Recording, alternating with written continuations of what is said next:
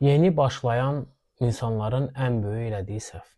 Hər şey ideal olmalıdır. Bu olmayacaq. Bu sadəcə olaraq özünü aldadırsan. Sən ilk öncə başlamalısan və bu yolda məqsədyönlü olaraq yavaş-yavaş sən öz biliyini, savadını, elmini artırdıqca sənin elədiyin və atdığın addımlar daha keyfiyyətli və daha çox sənin sahənə uyğun olacaq. Amma sən addım atmağa qorxursansa, ideal bir addım atmaq istəyirsən, ideal bir vaxt gözləyirsənsə, bu sadəcə olaraq səni geri salacaq. Sən vaxt itirəcəksən. Bugündən başla öz sahən üzrə addımlar atmağa və ideal olmağa tələsmə.